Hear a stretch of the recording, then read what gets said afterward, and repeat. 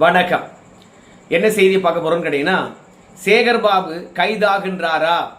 Armstrong கொலை வழக்கில் அதிரடி திருப்பம். உச்ச நீதிமன்றம் வரைக்கும் சென்று சாதித்த ஆம்ஸ்ட்ராங் குடும்பத்தினர். நான் சொல்லலைங்க, ஆம்ஸ்ட்ராங் வழக்கை நடத்தக்கூடிய மூத்த வழக்கறிஞர் அவர்கள் நேற்று பிரஸ் கிளப்ல வந்து பத்திரிகையாளர் முன்பாக சேகர்பாபுக்கும் ஆவடி நாசருக்கும் ஆம்ஸ்ட்ராங் கொலைக்கும் என்ன தொடர்பு என்று போட்டு உடைச்சிருக்கின்றார். அதை தான் முதல் செய்தியா பார்க்க போறோம். இரண்டாவது செய்தி, இந்த ஆட்சி நீடிக்காது என்று 2 அரசியல் ஆளுமைகள் அடித்து சொல்லுகின்றார்கள். அது மட்டுமல்ல, இடைத்தேர்தலானது நடைபெறாது, அப்புறம் எங்க இந்த ஆட்சி நீடிப்பது என்று புதிய தலைமுறையிலே சொல்லியிருப்பாங்க செய்தியை. ஸோ எல்லாவற்றையும் விரிவாக பார்க்கலாங்க. ஆனால் அதற்கு முன்பாக இதுவரைக்கும் நம்ம சேனலை நீங்க சப்ஸ்கிரைப் பண்ணலன்னா மறக்காம சப்ஸ்கிரைப் பண்ணிட்டு கொஞ்சம் சப்போர்ட் பண்ணுங்க. முதல்ல ஆம்ஸ்ட்ராங் கொலை வழக்கை நடத்தக்கூடிய மூத்த வழக்கறிஞர் அவர்கள் என்ன சொல்றாருன்றதை கொஞ்சம் கேட்டு வந்துடுங்க. நேரடியாகவே ஆரம்பத்தில் இருந்தே சென்னையிலே சேர்ந்த சேகர்பாபு என்ற அமைச்சரும் அதே போன்று ஆவடி நாசர் என்பவரும் இவர்களுக்குள்ளே இருந்த அந்த ஒரு அக்யூஸ்டுகள், கொலை செய்த அக்யூஸ்டுகள் இவர்களெல்லாம் நெருங்கிய தொடர்பு இருந்தது என்று வெளிப்படையாக வந்து ஆதாரமாக அனைத்து அரசியல் கட்சிகளும் வெளியிட்டனவே. அவர் சேகர்பாபு மற்றும் ஆவடி நாசர் பேரை வெளிப்படையாகவே சொல்லுகின்றார். திடீரென இந்த பெயரை சொல்வதற்கு என்ன காரணம் அப்படின்னு கேட்கும்போது, ஏற்கனவே நம்முடைய அண்ணாமலை அவர்கள் வந்து ஆம்ஸ்ட்ராங் கொலை வழக்கில் திமுகவை சார்ந்தவங்க குற்றவாளியுடன் நெருங்கிய தொடர்பில் இருந்திருக்கின்றார்கள். ஆம்ஸ்ட்ராங் கொலையானது அரசியல் ரீதியான கொலையாக இருக்கலாம், இல்ல ஆம்ஸ்ட்ராங்குடைய வளர்ச்சியை பிடிக்காத அரசியல் தலைவர்கள் ஆள வச்சு கொன்னு இருக்கலாம் அப்படின்னு பல அரசியல் தலைவர்கள் திமுகவினுடைய முக்கிய தலைவருடன் குற்றவாளிகள் எடுத்துக்கொண்ட புகைப்படத்தை போஸ்டராகவே அடிச்சு ஓட்டினாங்க. பல பிரஸ் மீட்ல அண்ணாமலை அவர்களே காட்டினாரு, பிரச்சாரத்திலே காட்டினாரு அப்படின்னு சொல்றாரு. திமுக பொறுத்த வரைக்கும் அஜித்குமார் மரண வழக்க சிபிஐக்கு தானா முன் வந்து ஒப்படைத்தது. ஒவ்வொரு உயிரும் நமக்கு முக்கியம். அந்த இளைஞனுடைய உயிர் எந்த அளவுக்கு முக்கியம் என்று கருதினார்கள். அந்த வழக்கு விசாரணை இந்த அரசாங்கத்தின் மீது சந்தேக நிழல் பட்டுவிடக் கூடாது என்பதற்காகவே சிபிஐயிடம் தானாக முன் வந்து ஒப்படைத்த மு.க. ஸ்டாலின் அவர்கள் ஆம்ஸ்ட்ராங் கொலை வழக்க ஏன் சிபிஐ விசாரிக்க கூடாது என்று ஒத்த காலில் நின்னாரு. ஒன்றுக்கு 3 முறை போய் 2 முறை மீண்டும் சிபிஐ தான் விசாரிக்கணும் அப்படின்னு சொன்ன பிறகும் 3வது முறை கிட்டத்தட்ட 27 குற்றவாளிகளை ஒன்று சேர்த்து கொண்டு இந்த வழக்கை ஏன் வந்து தமிழ்நாடு காவல்துறையினரை விசாரிக்கணும் அப்படின்னு சொல்லி ஒரு இடைக்கால தடையே வாங்கின்னு வந்தாங்க. ஸோ எதற்காக அரசு பணத்தை செலவழித்து ஆம்ஸ்ட்ராங் கொலை வழக்க சிபிஐ விசாரிக்க கூடாது என்று திமுக உச்ச நீதிமன்றம் வரைக்கும் போய் போராடியது? அப்போ திமுகவில் இருந்த முக்கிய அரசியல் தலைவர்களை காப்பாற்றுவதற்கு தானே. அப்படி இல்லை என்றால் அஜித்குமார் வழக்க சிபிஐக்கு மாத்தணுங்க, ஆம்ஸ்ட்ராங் வழக்க ஏன் சிபிஐக்கு மாற்றக்கூடாது? அப்போ அந்த வழக்கை உங்களால் நடத்த முடியாதுன்னா ஆம்ஸ்ட்ராங் கொலை வழக்கை மட்டும் நீங்க வெளிப்படையாக நடத்திடுவீங்களா? அதனால தான் நாங்கள் தொடர்ந்து போராடினோம். அது மட்டும் இல்லை, இந்த ஆம்ஸ்ட்ராங் கொலை வழக்க சிபிஐக்கு மாற்றின நீதியரசர் வேல்முருகன் அவர்கள் வந்து சில விஷயங்களை வெளிப்படையாக பேசினாராம். என்ன தெரியுமா? ஆம்ஸ்ட்ராங் கொலை வழக்க சாதாரண ஒரு வழக்கில் எப்படி விசாரணை நடக்குமோ அந்த மாதிரி கூட ஒரு விசாரணையை அடிப்படையில் நடத்தவே இல்லையா. குற்றவாளிகள் தொடர்ச்சியாக கைது செய்யப்படுகின்றார்கள். அப்போ கொலை நடந்த இடத்துல இருக்கிறவங்க எல்லாம் கூப்பிட்டு ஆம்ஸ்ட்ராங்க கொலை பண்ணவங்க இவங்க தானா அப்படின்னு அடையாள அணிவகுப்பை நடத்தவே இல்லையாமே. அப்போ குற்றவாளி இவர்கள் தான் என்று எப்படி சரணடைஞ்சவங்களை அப்படியே ஒத்துக்குவீங்களா? எவனாவது கொலை பண்ணிட்டு நான் தான் கொலை பண்ணணும்னு வந்து ஒத்துக்குவானா? இப்படி வரலாறு எங்கேயாவது இருக்குமா? அதனால ஆம்ஸ்ட்ராங் கொலை வழக்கில் அடிப்படையான விசாரணை இருக்குல்ல, அந்த விசாரணை கூட நடத்தப்படலை அப்படின்னு வந்து நீதியரசரே கருதினாராம். அதனால இப்ப நீங்க குற்றப்பத்திரிகை தாக்கலாக்கிருக்குல்ல, அதை நாங்கள் ஏற்றுக்கொள்ள மாட்டோம். மீண்டும் இந்த விசாரணையை நீங்க முதல்ல இருந்து தொடர்ச்சியா விசாரிங்க, பிறகு குற்றப்பத்திரிகை தாக்கல் பண்ணுங்க அப்படின்னு வேல்முருகன் அவர் உத்தரவிட்டார். ஆனா அதற்கு பிறகும் விசாரணை ஒழுங்காகவே நடத்தலையே. அதனால வேல்முருகன் அவர்களை பொறுத்த வரைக்கும் சிபிஐக்கு இந்த விசாரணையை மாற்றிவிட்டார் நீதியரசர். அதிலிருந்து திமுக தொடர்ச்சியாக போராடி கொண்டே இருக்கிறதா, மாநில அரசாங்கத்துடைய காவல்துறை தான் விசாரிக்க வேண்டும் என்று சொல்லிட்டு பிறகு நீதியரசர் மகேஸ்வரி கிட்ட போய் இந்த வழக்கு போதும். அப்போ அந்த வழக்கு போகின்ற தருணத்தில் ஆம்ஸ்டாங் கொலையை தொடர்ந்து கண்காணித்து கொண்டு வர்றவங்க இந்த குடும்பத்தினர், ஏமா மாநில அரசாங்கத்தில் இருக்கிறவங்க இந்த கொலையில் தொடர்பில் இருப்பது போல தெரியுது, சிபிஐ விசாரித்ததால் இது சரியா இருக்கும் அப்படின்னு சொன்னாங்களாம்.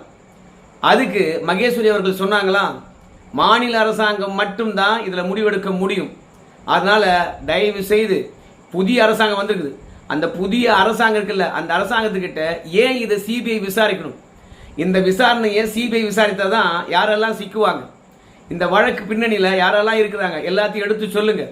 மாநில அரசாங்கமானது உச்ச நீதிமன்றத்தில் போய் மனு போட்டிருக்காங்கல்ல, சிபிஐ விசாரிக்க கூடாது, மாநில காவல்துறை விசாரிக்க வேணும்னு சொல்லிட்டு அந்த மனுவை வாபஸ் வாங்க சொல்லுங்க. அப்படி வாபஸ் வாங்கினாங்கன்னா ஏற்கனவே சிபிஐக்கு உத்தரவிட்டாங்கல்ல அது நடைமுறைக்கு வந்துடும். நீதிமன்றத்தில் முறையிடுறதுனால ஒன்றும் ஆக போறதில்ல அப்படின்னு சொல்லிட்டு உச்ச நீதிமன்றம் வரைக்கும் போராடி கடைசியில் நம்ம முதலமைச்சர்கிட்ட போய் இந்த வழக்கு தொடர்பாக எடுத்து சொன்னாங்களாம். முதலமைச்சரும் புரிஞ்சுக்கிட்டாராம். முதலமைச்சரை பொறுத்த வரைக்கும் நேற்று முழுமையாக இந்த வழக்கை சிபிஐ கிட்ட ஒப்படைக்கிறோம் அப்படின்னு அதிரடியாக உச்ச நீதிமன்றத்தில் சொல்லிட்டாங்களாம். மாநில காவல்துறையானது விசாரிக்க தேவையில்லைன்னு சொல்லிட்டு. அதனால விஜய் அவர்களுக்கு ஆம்ஸ்டாங் கொலை வழக்கை தொடர்ந்து நடத்தக்கூடிய வழக்கறிஞர்களும் ஆம்ஸ்டாங் குடும்பத்தினரும் நம்ம முதல்வருக்கு நன்றி சொல்லியிருக்கின்றார்கள். இப்போ திமுகவுடைய முக்கிய புள்ளிகள் அத்தனை பேரும் மாட்டுவதற்கான வாய்ப்பு இருக்குது. இந்த ஆம்ஸ்டாங் கொலை வழக்கை நடத்தக்கூடிய மூத்த வழக்கறிஞர் சேகர்பாபையும் ஆவடி நாசர் பெயரையும் சொல்லியிருப்பதனால அவங்க 2 பேரும் கைதாகின்றார்களா எண்ணம் நமக்குள்ள எழுகிறது. அரசியல் பழி வாங்குதல், அரசியல் வளர்ச்சி பிடிக்காதனால அவரை கொலை பண்ணிட்டாங்க அப்படின்றத தெல்ல தெளிவாக வழக்கறிஞர் பார்த்தீங்கன்னா நேற்று விரிவாக பேசினாருங்க. ஏற்கனவே அறநிலைத்துறையில் சேகர்பாபு கை வச்சுன்னு சும்மா இல்லை, ஏகப்பட்ட ஊழல் பண்ணியிருக்கிறாருன்னு சொல்லிவிட்டு குற்றச்சாட்டு வந்தது. அதனால் சேகர்பாபு உள்ளே போகிறதுக்கான வாய்ப்பு இருக்குது ஊழல் புகார்லன்னாங்க. அது மட்டும் இல்லை, சிஎம்டிஏ சென்னை பெருநகர வளர்ச்சி குழுமத்தினுடைய பொறுப்பு அமைச்சராக இருந்தார், மாநகராட்சிக்கும் பொறுப்பாக இருந்தார். ஸோ அதுலேயும் ஏகப்பட்ட டெண்டரை விட்டு சுருட்டி இருக்கிறாருன்னு சொன்னாங்க. இப்போ சேகர்பாபு ஒரு வழக்கில்னா கூட ஒரு வழக்கில் கைதாவது உறுதி அப்படின்னு அரசியல் விமர்சகர்கள் சொல்கிறாங்க. பார்க்கலாம், ஆம்ஸ்டாங் கொலை வழக்கில் கைதாகிறாரா இல்லை ஊழல் வழக்கில் கைதாகிறாரா? சேகர்பாபு தொடர்ச்சியாக அமைதியாக தான் இருக்கிறாரு. அதுக்கு காரணம் மு.க. ஸ்டாலின் அவர்களை கொளத்தூர்லேயே தோக்கடிச்சிட்டாரு அப்படின்ற ஒரே வெறுப்பு தான். எப்பா அறிவாலயத்து பக்கம் வந்துடாத, வீட்டு பக்கம் வந்துடாத அப்படின்னு ஸ்டாலின் மனைவி கண்டிஷன் போடுறதுனால அரசியல் கட்சியில் ஆக்டிவாக இல்லாமல் இருந்தார். நேற்று தான் காமராஜர் அவருடைய பிறந்தநாள் விழாவில் மரியாதை செலுத்திட்டு வந்து பேட்டி அளித்தார். அதற்குள்ளாக ஆம்ஸ்டாங் கொலை வழக்கை சிபிஐ விசாரிக்கட்டும் என்று தமிழக அரசாங்கம் முடிவெடுத்ததுனால மீண்டும் லைம் லைட்டுக்கு வருகின்றார் சேகர்பாபு மற்றும் ஆவடி நாசர். ஏற்கனவே ஆம்ஸ்டாங் கொலை வழக்கில் என்கவுண்டர் போட்டிருக்காங்க, அவையெல்லாம் போலி என்கவுண்டர் என்று சொல்றாங்க. கொலை குற்றவாளி 27 பேரை கைது பண்ணியிருக்கின்றார்களாம். அந்த கொலை குற்றவாளி கூட உண்மையானவர்கள் அல்ல, அவர்களையும் ஒட்டுமொத்தமாக விசாரித்து அவங்க தான் உண்மையான குற்றவாளி என்று உறுதிப்படுத்த வேண்டும் அப்படின்னு வழக்கறிஞர் கேட்டிருக்கின்றார். ஒரு மூத்த அரசியல் தலைவர், தேசிய கட்சியுடைய தலைவர், அவங்க வீட்டுக்கு முன்பாகவே வெட்டி படுகொலை செய்கிறாங்கன்னா நிச்சயமாக திமுகவுடைய பின்னணி இல்லாம இல்ல அரசியல் தலைவருடைய பின்னணி இல்லாம இது நடந்திருக்க வாய்ப்பே இல்லை அப்படின்னு போட்டு உடைச்சிட்டாரு. அவர் எத்தனை ஆதாரங்கள் சொன்னாலும் சட்டப்படி தான் நீதிமன்றங்கள் செயல்படும். சிபிஐயும் ஆதாரத்துடன் தான் அடுத்த ஆளை கைது செய்யும். என்ன ஆதாரம் வச்சிருக்காங்க நம்ம சேகர்பாபு அவர்களை கைது செய்வதற்கும் ஆவடி நாசர் அவர்களை கைது செய்வதற்கும் என்னதான் பொறுத்து பார்க்கலாம். 2வது எடப்பாடி பழனிசாமி இந்த ஆட்சி நீடிக்காது அப்படின்னு பேசியிருக்கிறாரு. எதனால சொன்னாரு அப்படின்னு பார்க்கும்பொழுது ஒரே ஒரு புள்ளிய கரூர் வழக்கில் நம்ம அமித்ஷா தூக்கி உள்ள வச்சார்னா இந்த ஆட்சி அப்படியே கவிழ்ந்துடும், கவலைப்படாதீங்க அப்படின்னு அடித்து சொல்லியிருக்கின்றார் அவங்க தொண்டர்களுக்கு. அந்த புள்ளி யாரு? கரூர் வழக்கில் சம்பந்தப்பட்டவர் உங்களுக்கு தெரிஞ்சா சொல்லுங்களேன். எனக்கு தெரிஞ்சு விஜய் அவர்களை தான் எடப்பாடி பழனிசாமி சொல்லியிருக்காருன்னு நினைக்கிறேன். அவர் சாட்சியம் மட்டும்தான், ஆனால் அவர் கரூர் வழக்கில் சம்மந்தமே படலை. ஆனால் எப்படி அமித்ஷா அவர்களை உள்ள தூக்கி வைப்பார்? ஆது வஜ்ரா சம்மந்தப்பட்டிருக்கிறாரு அந்த வழக்கில், நிர்மல்குமார் அவர்கள் சம்மந்தப்பட்டிருக்கின்றார், புஷி ஆனந்துக்கு கூட தொடர்பு இருக்குன்னு சொல்கிறாங்க. ஆனால் விஜய் அவர்களை தூக்கி உள்ள வச்சா இந்த ஆட்சி கலைஞ்சிடும் என்று எடப்பாடி பழனிசாமி சொல்கிறாருன்னா யதார்த்தத்தை மிஞ்சி சொல்கிறாரு. அமித்ஷா ஆடை விட்டு வேடிக்கை பார்க்கிறார். நிச்சயமாக ஒரு நாளைக்கு தூக்கி உள்ள வைப்பார், அப்போது இந்த ஆட்சி கலைந்துவிடும் என்று எடப்பாடி பழனிசாமி நம்பிக்கையுடன் சொல்றாரு. இது நடக்குமா? அது மட்டும் கிடையாது, நேற்று வழக்கம் போல நம்முடைய அனிதா ராதாகிருஷ்ணன் அவர்கள் வந்து என்ன சொல்லிட்டாருன்னு கேட்டீங்கன்னா, தவேகா தொண்டர்கள், தவேகா சட்டமன்ற உறுப்பினர்கள்லாம் கொதிப்பில் இருக்கிறாங்க. எப்ப வேண்டுமானாலும் கிளர்ந்தெழுவார்கள், அப்போது இந்த ஆட்சி கலைந்துவிடும் அப்படின்னு சொல்றார். தவேகாவுடைய சட்டமன்ற உறுப்பினர்கள் இந்த ஆட்சிக்கு எதிராக கிளர்ந்து எழக்கூடாது என்பதற்காகத்தான் நம்முடைய ஜோசப் விஜய் அவர்கள் திமுக காரன் குதிரை பேரம் செய்யறான், குதிரை பேரம் யாரெல்லாம் வந்து செஞ்சானோ அவனெல்லாம் தொடர்ச்சியாக கைது பண்ணிட்டு இருக்கோம், அவங்ககிட்ட விசாரித்திருக்கின்றோம், 15 பேரை கைது பண்ணி விட்டோம் அப்படின்னு தவேகா எம்எல்ஏக்கள் தவேகா தலைமைக்கு எதிராக கிளர்ந்து எழக்கூடாது என்பதற்காகத்தான், அவங்கள பயமுறுத்தணும் என்பதற்காகத்தான் அவங்கள கைது பண்ணிட்டோம், இவங்களை கைது பண்ணிட்டோம் அப்படின்னு சொல்லிட்டு ஏமாத்திட்டு இருக்காரு. ஆனால் ஆக்சுவலா எத்தனை நாளைக்கு தான் இந்த சட்டமன்ற உறுப்பினர்களை ஏமாற்ற முடியும்? ஒரு நாளைக்கு பொறுத்தது போதும் என்று பொங்கி எழ போறாங்க.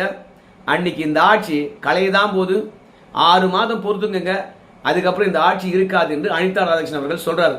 உண்மையாகவே வந்து தமிழக வெற்றி கழகத்தில் இருக்கக்கூடிய சட்டமன்ற உறுப்பினர்கள் விஜய்க்கு எதிராக இருக்கின்றார்களா?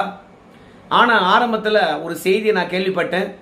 என்ன செய்தி என்று பார்க்கும்போது, இன்னைக்கு சட்டமன்ற உறுப்பினர் இருக்கிறவங்க எல்லாம் வந்து மாவட்ட செயலாளர் பதவி கேட்டதாகவும், ஏன்பா பிற கட்சியிலிருந்து வந்திருக்கீங்க, உங்களை வேட்பாளராக நிறுத்தி வெற்றி பெற வச்சதே பெரிய விஷயம், ஆனால் எங்களுடன் தொடர்ந்து இருந்தவங்களுக்கு தான் மாவட்ட செயலாளர் பதவி கொடுப்போம், எம்எல்ஏவே இருந்து பணி செய்யுங்க, உங்களுக்கு மாவட்ட செயலாளர் பதவி தேடி வரும் அப்படின்னு வந்து புஷியானந்த் அவர்கள் வந்து உறுதியளித்ததாக சொன்னாங்க. ஆனால் சட்டமன்ற உறுப்பினர் பொறுத்த வரைக்கும் இந்த பாருங்க, மக்களால் தேர்ந்தெடுக்கப்பட்ட பிரதிநிதிகள் நாங்கள், எங்களை மாவட்ட செயலாளர்களும் தவேகா தொண்டர்களும் நிர்வாகிகள் மதிக்க மாட்டுறாங்க. எங்களை மதிக்கணும்னா நீங்கள் ஒன்று போய் மாவட்ட செயலாளர்கிட்ட சொல்லணும், யோ சட்டமன்ற உறுப்பினர் வந்தால் எழுந்து இடம் கொடுங்க, அவர் என்ன ஆய்வுக்கு போகிறாரோ கொஞ்சம் ஒத்துழைப்பு நல்குங்க அப்படின்னா சொல்லுங்க, இல்லைனா எங்களுக்கு மாவட்ட செயலர் கொடுங்க அப்படின்னு போர்க்கொடி உயர்த்தினார்கள். அதனால் நிச்சயமாக தவேகா சட்டமன்ற உறுப்பினர்கள் அதிருப்தியில் இருப்பது உண்மைதான்.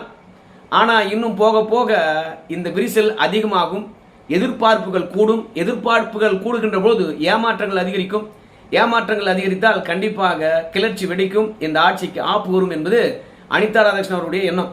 அது மட்டுமல்ல, நம்முடைய விஜய் அவர்கள் அவருடைய ரசிகர் மன்றத்தை மக்கள் மன்றமாக மாற்றினார். அன்னிலிருந்து அவரோட இணைந்து பணியாற்றினவர்கள் நிறைய பேர் சட்டமன்ற உறுப்பினர் ஆகியிருக்காங்களாம். அவங்கெல்லாம் வந்து இப்போ அமைச்சரவை மாற்றம் நிகழ்ந்தால் எங்களுக்கு அமைச்சர் பதவி கொடுங்க, பிற கட்சியிலிருந்து வந்தவங்களுக்கெல்லாம் வந்து முக்கிய பதவி, முக்கிய அமைச்சர் பதவி, நாங்கள்லாம் நடுத்தருடன் நிற்பதா அப்படின்னு புஷியானந்தவர்கள்கிட்ட வந்து கரார் காட்டியிருக்கின்றார்களாம். அமைச்சரவை மாற்றம் நிகழும் போது கண்டிப்பாக உங்களுக்கான வாய்ப்பு தரேன் அப்படின்னு புஷியானந்தவர்கள் வந்து சொல்லியிருக்கின்றார்களாம்.